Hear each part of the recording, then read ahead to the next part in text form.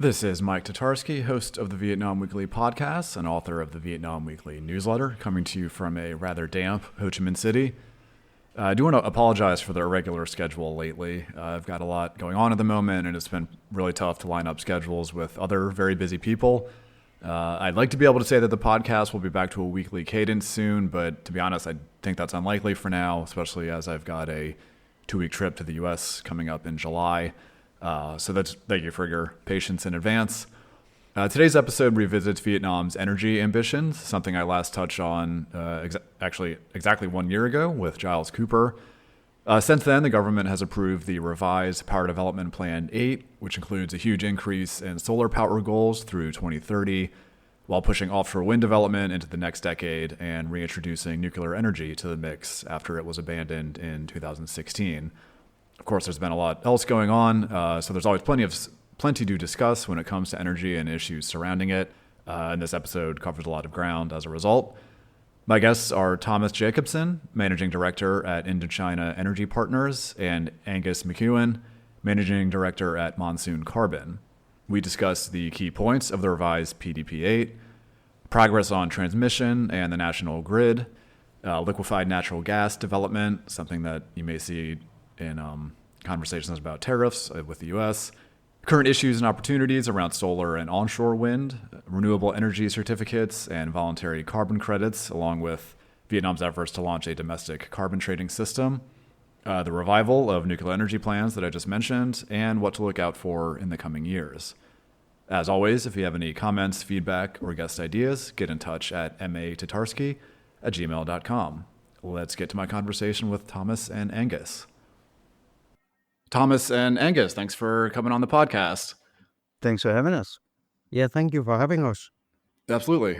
So first question goes towards Thomas. We've been this episode's been in the works for a while, and in the meantime, the revised Power Development Plan 8 went from draft discussion to being approved within the last couple of weeks. Or Tomasi, I'm sure you know the date. But what's So PDP-8 is the acronym, but what's important what is the revised PDP-8? What's important in it? Well, the revised PDP-8 is the Power Development Plan for 2025, which has already started, as we know, until 2030. The big picture is that it contains a massive build-out of solar power. That is, of course, very cheap, but no consumer can use it to become 100% renewable energy because the sun does not shine all day and all night.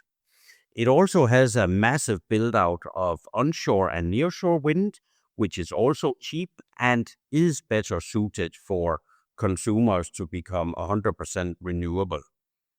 At the same time, there is a recognition compared to earlier drafts and compared to the original PDP-8, which covered 2020 to 2025, that offshore wind is not realistic. It is still left in the Power Development Plan 8 revised, but clearly not expected to play a major role. The same sort of goes for LNG, which at a certain time was seen as being the great savior of decarbonization in Vietnam. But realistically, not much of that will come online by 2030 either. It simply takes too long time to build. So all in all, the Power Development Plan that we got some weeks ago is now a Power Development Plan focused on low-cost energy, onshore wind, nearshore wind, PV solar. That is a great benefit to the Vietnamese people. At the same time, it is also power sources that are very quick to build, which means that there is a reasonable expectation or chance that the Power Development Plan 8 will, at least for some of the technologies, be able to be fulfilled. And I understand that, it's great to see this huge expansion in the target for solar. Of course, Vietnam already has a pretty strong solar base. Correct me if I'm wrong, but I think the biggest solar capacity in Southeast Asia. Much of that, I guess, kind of built out from 2017 to 2020 or so. But I know one of the constraints with that is the grid. Getting all of that solar to where it needs to go, especially since a lot of it's kind of in southern Vietnam, and there's a lot of demand for energy in the north. Does PDP8, the revision, does it kind of address some of these grid or transmission issues? Yes, it does. Just like PDP 7 revised and PDP 8 also addressed them. The major issue was that the build out, as you said, from 17 to 2020 was magnitudes over what was agreed in the power development plan. And a large part of a power development plan, as you correctly point out, Mike, is the transmission and distribution part. It's not only about generation. That is maybe 10% of the actual number of pages in a power development plan, maybe 20%. The rest is actually about substations and transmission, etc., which are so important. So a lot of the issues that have been brought to light, and maybe we discuss some of them in more detail, as some of them have been very vocal the last couple of months, they are, to some extent at least, maybe even to great extent, self-inflicted, because if you build far more generation capacity than the associated distribution and transmission capacity is set up for, well, then of course there are going to be issues. Of course. It would be strange if there weren't.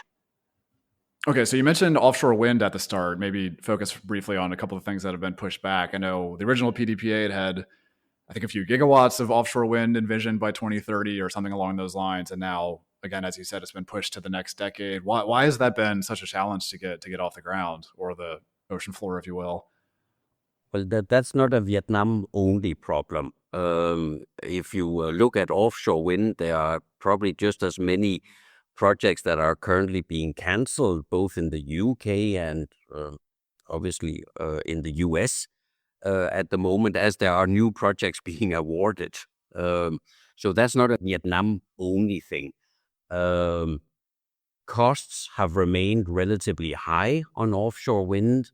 And if you have a long coast, then the added benefits of offshore wind perhaps does not fully justify the additional costs. Obviously, offshore wind does not use land area like onshore wind. So that's a benefit. Should a government or utility, in this case EBN, pay a little bit more for that? Absolutely, just like every other utility in the world should. But when you add all of those benefits up and all of the extra costs up, then offshore wind is generally facing tough times at the moment. It's difficult to do without subsidies, and Vietnam has other things to spend its money on. And you also mentioned LNG, which this is not a tariff episode, but has kind of frequently been mentioned as a potential way for Vietnam to offset some of its trade with the U.S. But what's going on with the LNG sector? Well, that has actually been, since Donald Trump came for the APEC meeting in 2017, that has been the great white hope that there would come a huge amount of LNG deals, buying LNG for 30 years, and that would then enable American utilities to invest into LNG plants in Vietnam. That has so far not happened. There are some that should move ahead, in our opinion, for example, AES, but there were also quite a number of projects that were more on the fantasy shelf than realism shelf, and perhaps they sucked some of the oxygen out of the room. Another big energy regulatory aspect that's been in the news in the last year or so is the DPPA, or Direct Purchase Power Agreement, which I had a Giles Cooper on the show last year to talk about. So we don't necessarily need to go into too much detail of what that is, but maybe for newer listeners, Thomas, you could briefly explain what the DPPA is, and then maybe go into a bit more detail about how that's progressing and how much has been implemented since then. Yes, absolutely. The DPPA came out of a USA program back in 2018-19. And you're completely correct to mention Giles, because he was the lawyer at the law firm that was engaged by USA to run the project, and did that fantastically. And we were one of two investors back in 2019 to present to ERAV, the regulatory authority, and MOIT. And in December 2019, Giles made a draft decision, including all the documentation that was needed, and handed it over to the government and, so to say, ready to go. And then, of course, January 2020, the whole world changed. There were different priorities for every government in the world. Fair enough. 21, 22, there was no lack of power because economic activity, not only in Vietnam, had gone down. So very little progress, or to be honest, no progress was made for 3 years. And then we got first the Power Development Plan 8 in 2023, that then opened up for this. In the summer of 2024, we got the so-called Decree 80, which, nearest damn it, was copy-paste from what Giles had actually handed over at the end of the USA program in late 2019. After that decree, we got a new law on electricity, which we already back in 2018-19 had been requesting, because we wanted a decree to be based on a new law on electricity that mentioned specifically DPPA, so that it was not standing on shaky ground, or there could come a law on electricity right after a decree and repeal the decree. That would realistically never happen, but legally it would have been a risk. So we got law on electricity in October last year. That was then in effect from February. Then in March, we got a slew of updated decrees that now can refer to the new law on electricity. Again, for 95% of all off-takers, it would be copy-paste. There would be nothing in any offer that we had given to 95% of off-takers that would look different because of the new decree. And since then, it's simply been a question of signing up consumers, and they're signing term sheets left, right, center. And we're getting ready, as I'm sure several of our competitors are, to put in the first applications on the virtual power purchasing. So that has really moved fast. And if we're a little bit unhappy with the speed of the government for the first 4 years after 2019, then we must commend the government on the speed of new laws and new decrees and issuance of pricing and charges for moving the power around, etc., in the last 12 months. That's been absolutely fantastic. Everything on the EPA from investor, from consumer side is now crystal clear, and experienced buyers, they have no issue sitting down, running the same simulations with somebody like us, discussing a term sheet, agreeing on a few changes, and then putting pen to paper. That is really fantastic, the government has done. That's good to hear. And I mean, of course, a key part of something like DPPA would be buyers being able to buy from solar farms or wind farms, for example. So we talked a little bit about the ambitions for wind and onshore, solar and onshore wind in the revised PDP8. What's kind of the current status of those two sectors, I suppose? You know, I've seen there's been a fair amount in the last year or two, which I think you may have referenced earlier, to some legal issues, I think, with sort of the tariffs around purchasing solar energy, I suppose, in particular. I just saw a former, I think, Deputy Minister of Industry and Trade was sentenced to jail for something along those lines. But what are some of the legal issues, or what's the standing of these legal issues at the moment in the wind and solar industries? Well, the future looks very bright, especially for new investors and those focused on DPPA and non-grid connected wind and solar. Whereas for investors who have signed up under the old feed-in tariff rules, where all money was to come from the state utility, they seem to be in trouble now, or they are in trouble. And they've been very public about this in the last 2 months. Back in March, they sent a quite public petition, it was called, in the name of Eurocham, which I don't fully understand why Eurocham involves itself in that, on behalf of 173 projects and, let's say, 25 investors, something like that. I would say that the problems that they're facing now are not something that is a surprise to responsible, experienced investors. And we actually think that EVN has a pretty good case against these companies. If you were following the market back in 2016, 17, 18, then it would have been under Power Development Plan 7 revised.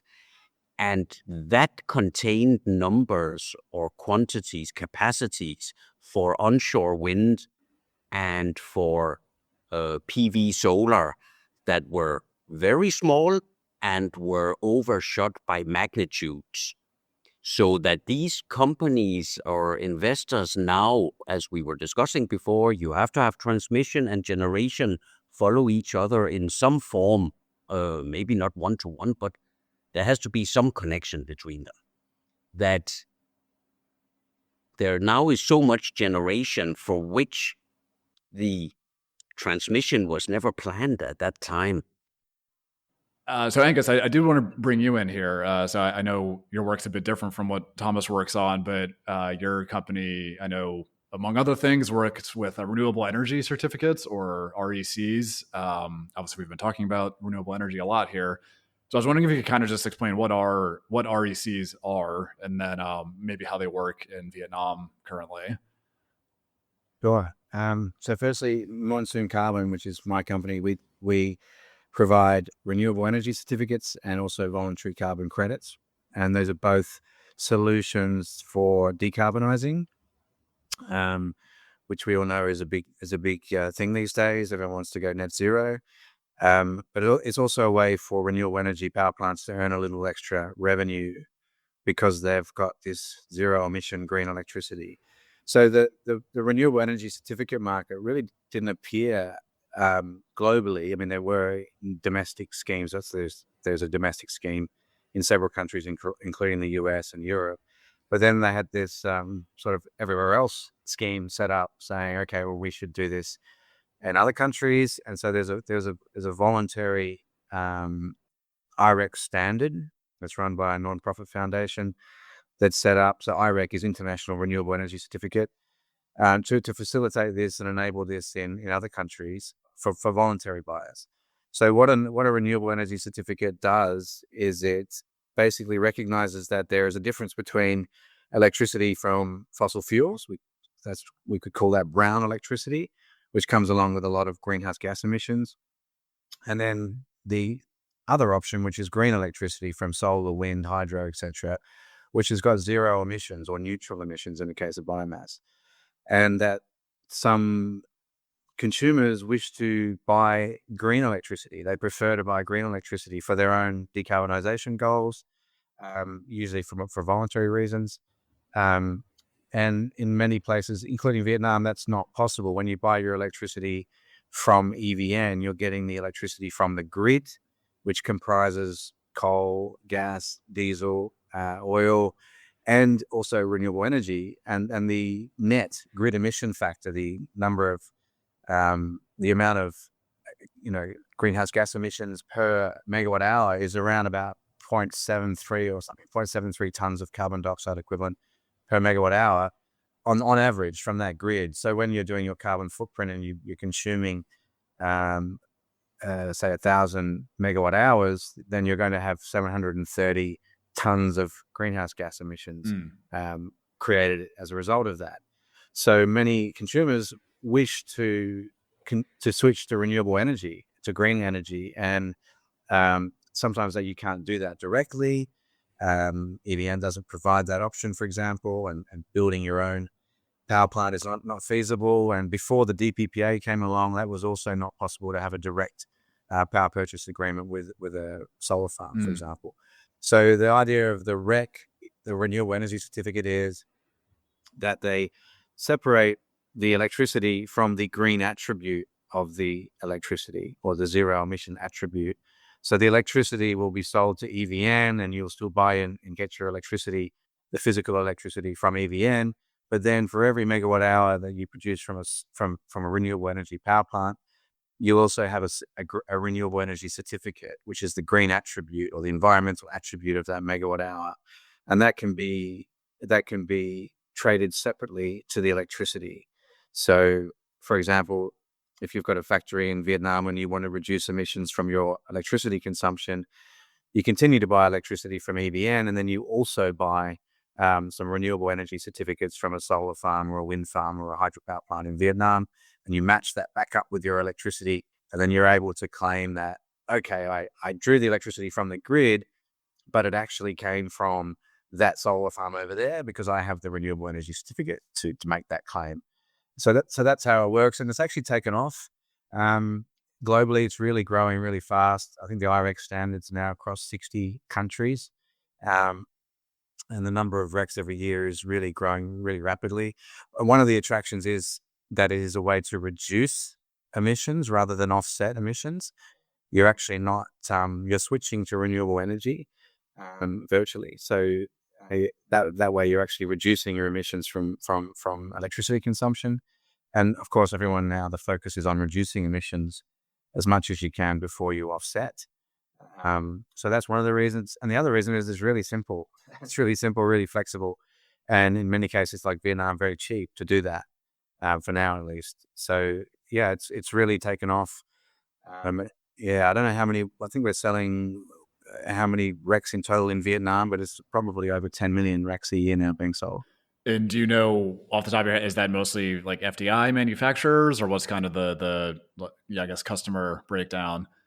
Yeah, the drivers, the main, it's voluntary at this stage. So you're finding that the big multinational companies are the ones that have the voluntary climate change targets or decarbonization targets. So they will be the first buyers. So you've got people, companies in the Fortune 500 and really making an effort to reduce their emissions and really taking responsibility. But then you also have the big brands that don't actually have a huge carbon footprint themselves, like textile companies, like Decathlon, for example, that they have retail stores and warehouses and things, but they don't actually have their own factories to produce a lot of the products that they sell. But they are now pushing their suppliers, many of which are, the supply chains in many emerging markets like Vietnam, where they have factories that are actually making the sports equipment and the shoes, etc. So they're pushing their suppliers to reduce their emissions, and they're helping them, coordinating with them to help them reduce emissions from electricity. And one way of doing that is by using RECs.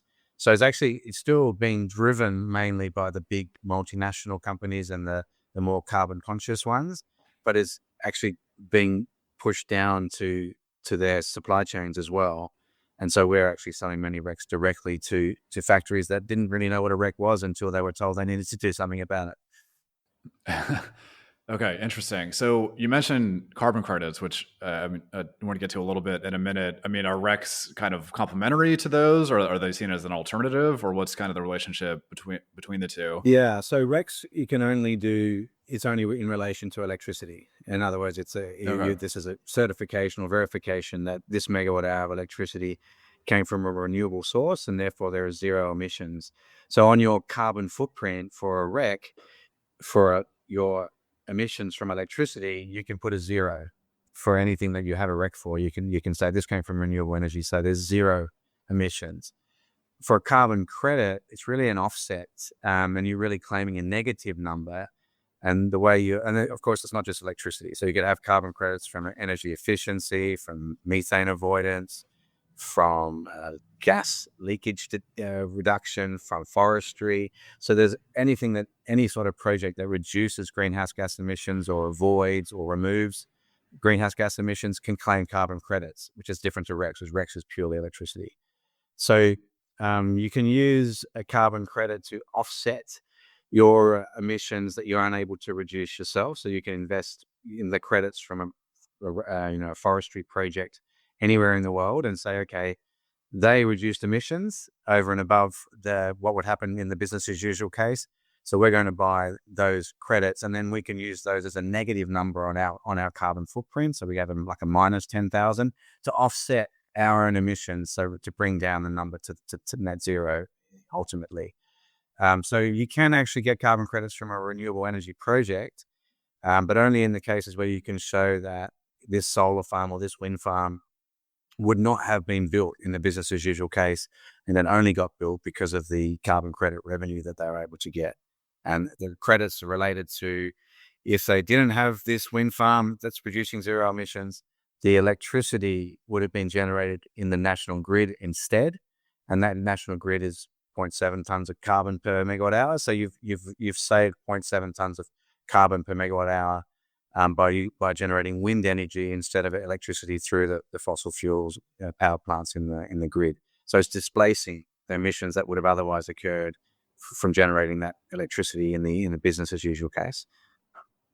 Okay, understood. Yeah, I know there's been some debate around the world over carbon credits and offsetting over the last couple of years. We don't really have to hash that out here, but I know Vietnam plans to launch its own carbon market. I think I was reading today that I think June, like next month, they may debut it on a pilot scheme, which I think would be called an emissions trading system or ETS. But what could you tell us about that?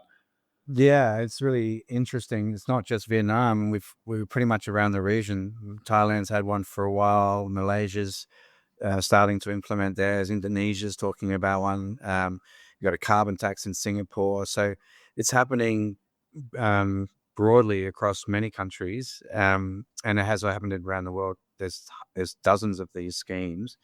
A lot of them, a lot of them are modeled vaguely on the emissions trading scheme of the EU, which came in years ago, back in the 2000s, or even before that, I think.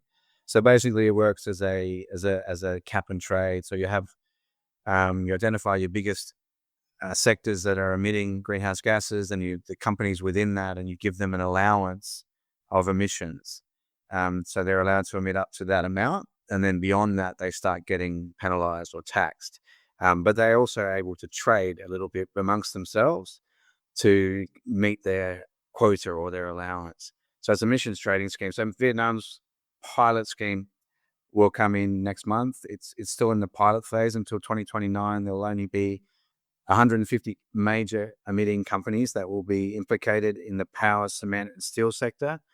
But even those 150 entities apparently make up about 40% of Vietnam's emissions. So that just shows you where the concentration of emissions comes from. So they'll be given an allowance of X number of tons of greenhouse gases they're allowed to emit, and then they can then trade those allowances amongst themselves, and they'll also be able to at some point offset a small portion of their emissions by using carbon credits. The idea is you can then have a very clear absolute number of emissions because it's the total of all those allowances, and then you can slowly, gradually reduce those allowances and put further pressure on those businesses to keep reducing their emissions. And they can trade amongst themselves. So if it's more expensive for one company to reduce their emissions any further than they have, for another company they actually have something they could do quite cheaply, then there can be trade, and the money will go to where the easiest place is to reduce emissions. So it's still very early days though. So that's meant to come in next month, as you say, but a lot of the rules and regulations and the detail around that is still being drafted and finalized. Okay, well, certainly something to keep an eye on, and potentially quite exciting in the near future. I did want to come back to Thomas and also being cognizant of everyone's time. So we've been talking a lot about renewable energy through both of your work, but another big point of revised PDP-8 is nuclear was formalized. That nuclear energy will be part of the power mix eventually. So this is kind of reviving two planned nuclear plants in Ninh Thuan province on the south central coast that I think were shelved in 2016 or 17. This was kind of in the wake of the Fukushima disaster in Japan. And also the projected cost was quite eye-watering, especially at the time, given economic development. But now those plans are back. Nuclear is kind of undergoing a global revival. It looks like Russia is probably going to help out with one of the plants, which I know was kind of originally envisioned anyway. But Thomas, what's your take on these nuclear ambitions and kind of where things are with that in terms of PDP-8? Well, you're completely correct. It is part of PDP-8 revised. And as you say, nuclear does have a bit of a checkered past in Vietnam. It was supposed to be the big thinh for Ninh Thuan province, and it was part of the reason why Ninh Thuan was given so lenient and now, as it turns out, quite disastrous terms on renewable energy in the following years. It was some form of compensation. And that is, of course, giving a lot of trouble now. As you say, the Russians seem very close to one of the two reactors or plants. And in countries where projects are being built regularly, then the median construction time of this size is about 6 years. I know in other countries where we construct a nuclear power plant every 20 or 30 years and haven't done it for the last 15 years, then God knows how long it would take to actually construct. But for those countries that construct regularly, then the median time is 6 years. And that means that all of a sudden it is realistic to have it, obviously not by 2030, but in the 2030 to 2035 window. That seems to be quite realistic. I don't know. Have you had any sense of who made the second plant, where that might end up? I mean, in terms of an international partner or anything like that? No, I don't know. Many countries have been mentioned, but there aren't that many countries that are actually building actively in other countries. So it could also be that it all ends up being built by the Russians. All right, so moving towards a conclusion, covered a fair amount of ground here. But Thomas, with the understanding that none of us can predict the future, what's kind of your outlook with energy development for the next 5 to 10 years? Obviously, we have these goals and the revised PDP-8. That's the big picture guideline. But what might be some important things for people to keep an eye on moving forward? Well, even though we cannot predict the future, then at least I think we have a fairly good picture of where things are going. We think that the Power Development Plan 8 revised, as it is set out now, will run its course, especially on onshore, nearshore wind and solar. We think that the demand expectations are a little bit on the high side, which actually means that we don't need to hit the Power Development Plan 100% to avoid blackouts. We do not see the demand rising as quickly as is assumed in this plan, and we've been tracking it for the last 8 years. As I said before, LNG will play a role, but not like in the original plans, and the same, I think, goes for offshore wind. It is there as a token more than being something that the Vietnamese government is relying on. So in conclusion, we think that the pricing of renewable energy means that it should always be the first choice for consumers, especially factories and big commercial entities. A lot can be done by local rooftop solar.